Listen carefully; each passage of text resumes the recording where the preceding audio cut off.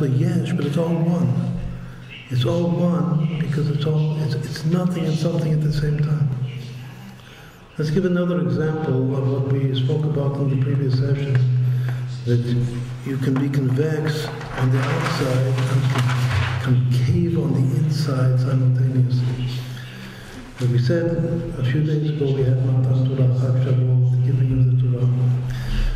The unique phenomenon of the giving of the Torah was that the decree that had been decreed from the outset of creation, that the higher world, or the higher reality shall not descend below, and lower reality shall not ascend above, that decree was nullified. And how do I know that it was nullified? It's just before the Ten Commandments. It says, "Vayired Hashem al Sinai," that Hashem descended on Har Sinai. Means that God, at the very highest level of reality, descended into the physical realm. And a few verses before it says, "Moshe Allah es Elokim," that Moses ascended to God. Now Moses, as explained in Sefer Tanya, is a soul type, that every Jew has an element, a spark of Moses. What is that spark? It's the spark of being able to find God in meditation, to connect to God. This is the essence of Kabbalah. There are different sparks, different archetypal souls. The two most important of which are Moses and Mashiach, and they're obviously interrelated to one another. Mashiach is something which is super rational, but the epitome of the power of the mind, or the power of consciousness, is Moses. And as explained in Tanya, that Moses element that everyone has is the ability to find, if one just meditates deeply enough and devotedly enough, every soul can find God. What does it mean to find God? To experience. To have direct experience of Ein Sof, of infinity. That's what it means, Moshe Allah Elokim, that Moses ascended to God.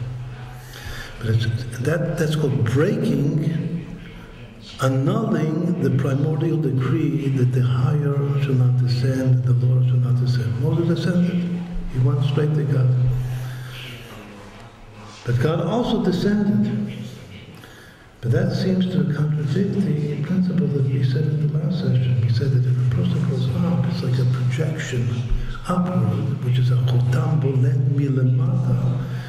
So that creates a concavity above. So I would think that if Moses is going up, the heavens and the godliness in the heavens should become concave, not descend, because the descent is also convex. So how can I rationalize that or explain that apparent contradiction? Only by saying, as we've said before, that Moses is just like Mount Sinai, Har Sinai. That as he's going up, as he's ascending, he's becoming more and more a receptacle, a concave bet kibul receptacle simultaneously. And because he's becoming inside that very simultaneously, that very ascent to Moshe Allah Elokim, he's becoming more and more concave. The more he appears to be convex, that's what brings God down into him. Vayired Hashem. So again, this is also a very beautiful Gemara. Yeah? Just, you don't even have to write it. The two phrases that the Torah uses in order to describe the nullification of this primordial decree is Vayired Hashem and Moshe Allah. That God descended and Moses ascended. What Moses means, Moses inside each one of us. We all have a Moses, a Moshe that ascends. But if we ascend like Moshe with Anavan, Bitul, and concavity, then Hashem descends into us. And when you add those two simple phrases together, the value that we receive is Shabbat, 702.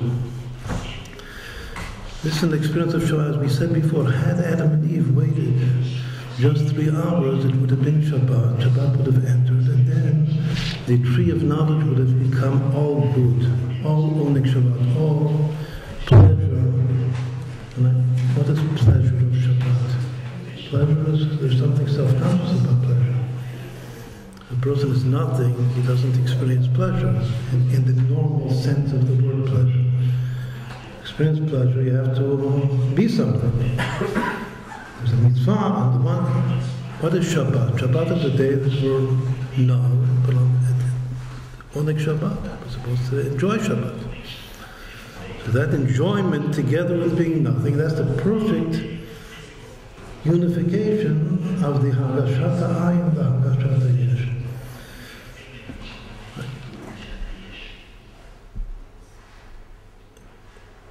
We said a moment ago that initially the firmament was created to divide between the higher orders and the lower orders, which means the Torah wisdom and the secular wisdom.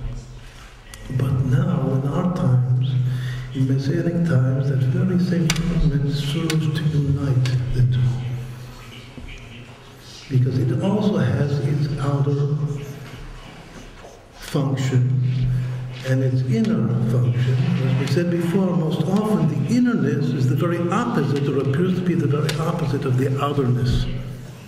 The internal appears to be the opposite of the external.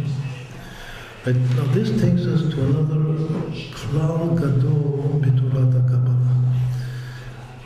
Klal Gadol is a great general principle in the teaching of Kabbalah, and that is that in order to unify 2 apparent opposites, there must be an intermediate. That the intermediate must have in itself both opposites, like 2 entities. If I'm here the intermediate, I have to have 2 hands. That one hand takes hold of one opposite, and the other hand takes hold of the other opposite, and thereby unifies the 2 opposites. Klal Gadol B'Torah. Now, doesn't seem to be such a deep, profound concept, but it is. It's a very good concept. It's so deep that it actually is the way that is explained the difference between the philosophy of the Rambam. Before we were talking about the Rambam and the Ramban. Maimonides and Nachmanides. 2 Spanish greats, the 2 greatest.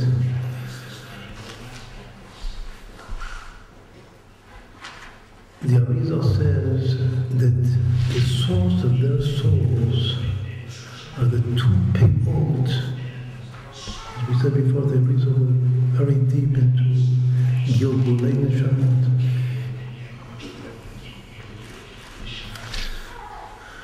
Reincarnation of souls.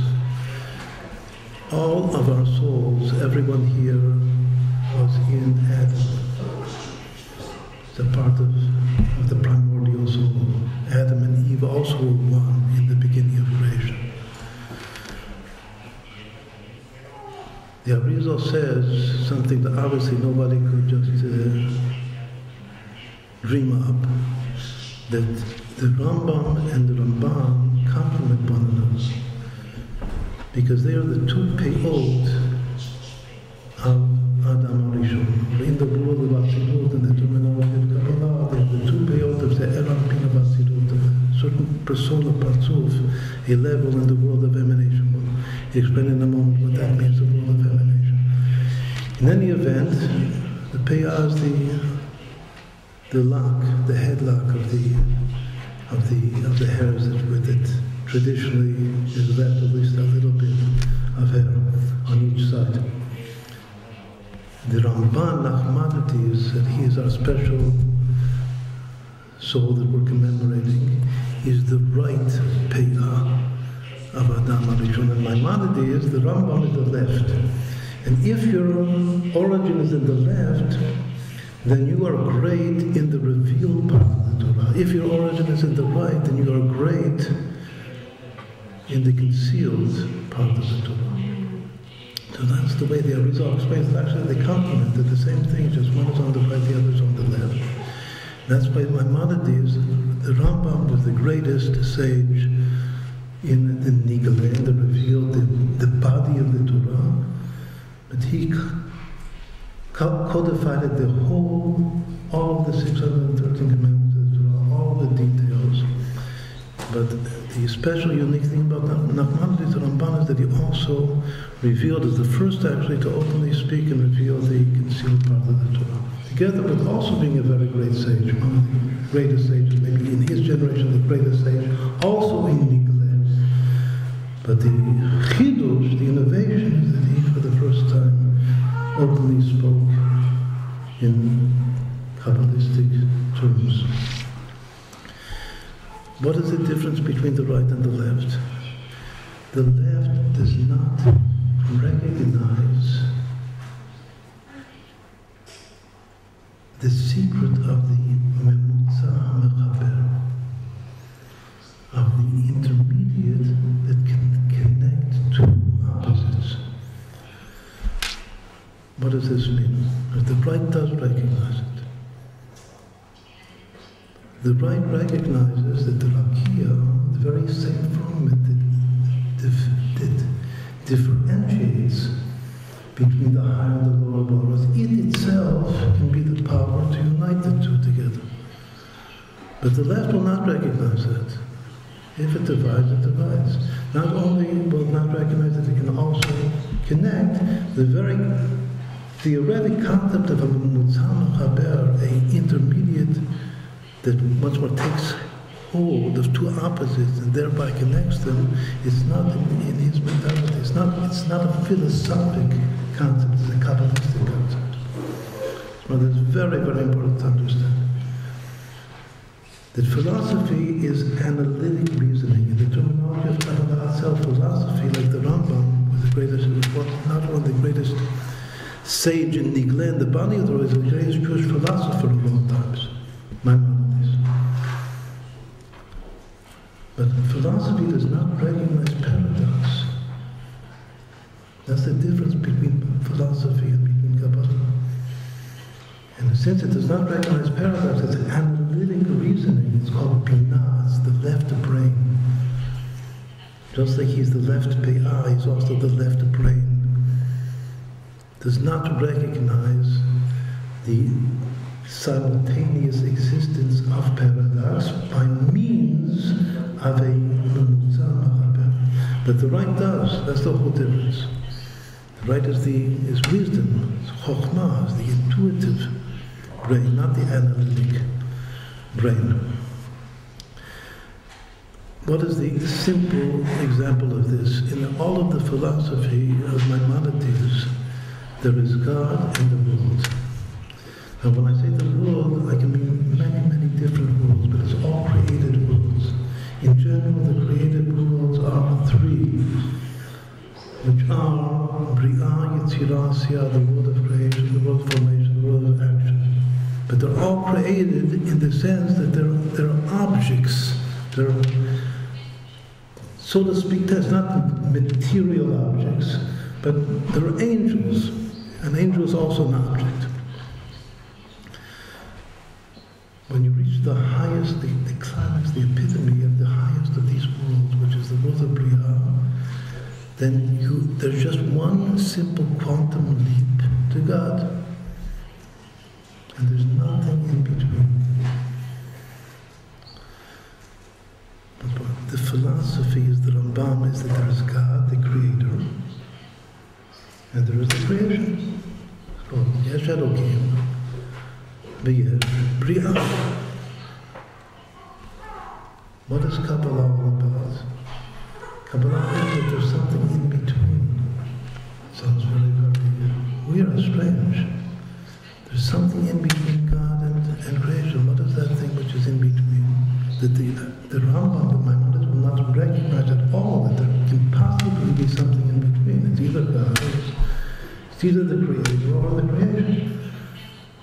And Kabbalah says that there is a world which is called Olam HaTzilut, the world of emanation, which is above the three lower created worlds. that it is a godly world. It's not God. It's not Hashem